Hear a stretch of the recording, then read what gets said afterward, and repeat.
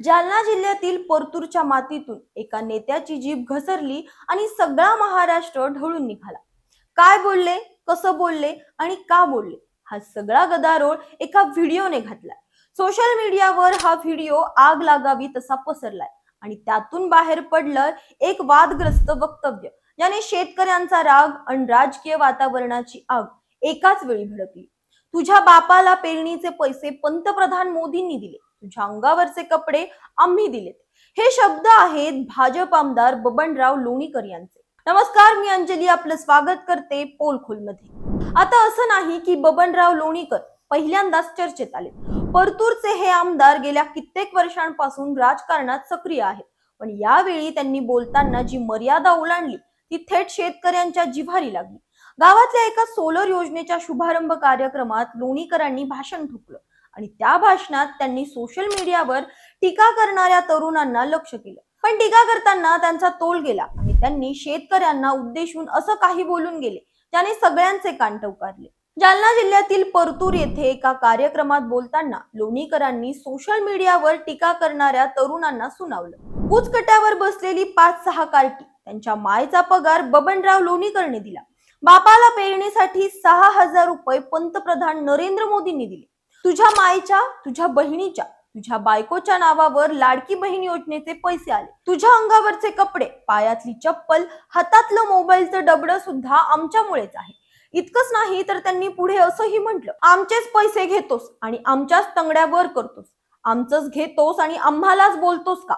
हे ऐकून शेतकऱ्यांचा संताप अनावर झाला, कारण लोणीकरांचं हे बोलणं फक्त टीकाकारांना उद्देशून नव्हतं, तर त्यात शेतकऱ्यांचा अपमान झालाय असं अनेकांना वाटलं। शेतकरी जो आपल्या घामाच्या आणि रक्ताच्या किमतीने देशाला अन्न देतो, त्याला असं भिकाऱ्यासारखं बोलणं कुणाला सहन होणार। लोणीकरांच्या या वक्तव्यातून असं भासलं जसं शेतकऱ्यांचं सगळं काही सरकारच्या कृपेने मिळते, त्यांचे कपडे, चप्पल, मोबाईल सगळंच। लोणीकरांचा हा व्हिडिओ सोशल मीडियावर व्हायरल होताच विरोधकांनी हातातला मिळालेला मुद्दा सोडला नाही। राष्ट्रवादी शरदचंद्र पवार पक्षाचे आमदार रोहित पवार यांनी थेट एक्स वर पोस्ट करत लोणीकरांवर टीकास्त्र सोडलं। भाजप नेते बबनराव लोणीकर यांनी शेतकऱ्यांवर उपकार करत असल्याची भाषा वापरली, ही त्यांच्या पक्षाची संस्कृती दर्शवते। शेतकरी कर्जाच्या ओझ्याखाली दबलेला असताना त्यांना दिलासा देण्याऐवजी असली उपकाराची भाषा नेत्यांना शोभते का? भाजप नेते शेतकऱ्यांना भिकारी समजतात का, असा सवाल त्यांनी उपस्थित केला। इतकंच नाही तर निवडणुकीआधी नरमी दाखवणारे आणि सत्ता मिळाल्यावर शेतकऱ्यांवर खालच्या पातळीवर बोलणाऱ्या या लबाड लांडग्यांना शेतकऱ्यांचा आसूड दाखवावा लागेल, असंही त्यांनी ठणकावलं। काँग्रेसचे विधिमंडळ नेते विजय वडेट्टीवार यांनीही लोणीकरांवर हल्ला चढवला।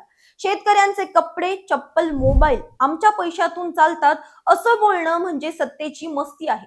शेतकरी तुम्हाला शून्यावर आणतील असा इशारा त्यांनी दिला। शिवसेना ठाकरे गटाचे नेते संजय राऊत यांनीही लोणीकरांच्या वक्तव्याचा निषेध करत हे लोक महाराष्ट्राच्या जनतेला लाचार समजतात असं म्हणले। जेव्हा हा वाद वाढला आणि टीकेचा भडीमार झाला, तेव्हा लोणीकरांनी माघार घेत स्पष्टीकरण देण्याचा प्रयत्न केला। त्यांनी म्हटलं, मी गाव पातळीवरील काही राजकीय कार्यकर्त्यांबद्दल बोललो, शेतकऱ्यांविरोधात नाही। आमच्या ग्रामीण बोलीभाषेत बाप, माय, कार्टा असे शब्द वापरले जातात। गेली 40 वर्ष मी शेतकऱ्यांसाठी काम केले। माझ्या रक्ताचा शेवटचा थेंब असेपर्यंत मी शेतकऱ्यांविरोधात बोलणार नाही। इतकंच नाही तर त्यांनी शेतकऱ्यांची माफीही मागितली, पण त्यांच्या माफीतही एक प्रकारे मगरुरीच दिसली। मी काहीही चूक बोललो नाही, पण तरीही शेतकऱ्यांची माफी मागतो असं त्यांचं म्हणणं होतं। मुख्यमंत्री देवेंद्र फडणवीस यांनीही यावर प्रतिक्रिया देत लोणीकरांचं वक्तव्य पूर्णपणे चुकीचं आहे, त्यांना पक्षाच्या शिस्तपालन समितीकडून समज देण्यात येईल असं स्पष्ट केलं। पण प्रश्न असा आहे की ही माफी आणि स्पष्टीकरण शेतकऱ्यांचा राग शांत करेल का?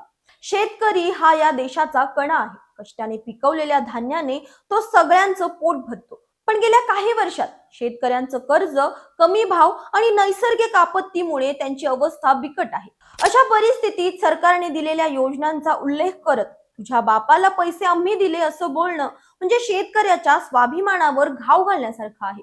लोणीकरांनी जरी माफी मागितली असली तरी त्यांच्या वक्तव्यातून एक प्रकारे सत्तेचा माज आणि जनतेवर उपकाराची भाषा दिसून आली। लोणीकरांचं हे वक्तव्य विरोधकांना एक मोठा मुद्दा देऊन गेलं आहे। अंबादास दानवे यांनी तर थेट आव्हान केले, यांचे हे बोल लक्षात ठेवा. निवडणूक येते, शेतकरी आणि सामान्य जनता याला कसं उत्तर देणार हे येणारा काळच ठरवेल. पण एक गोष्ट नक्की की शेतकऱ्याचा अपमान करणं कुणालाही परवडणार नाही. कारण शेतकरी हा फक्त अन्नदाता नाही तर लोकशाहीचा खरा आधार आहे. तुम्हाला काय वाटतं? लोणीकरांचं हे वक्तव्य एक वादापुरतं मर्यादित राहील की यातून मोठं राजकीय वादळ उठेल? कमेंटमध्ये नक्की सांगा. अशाच माहितीपूर्वक व्हिडिओसाठी आमच्या चॅनलला लाईक, सबस्क्राईब आणि शेअर करा.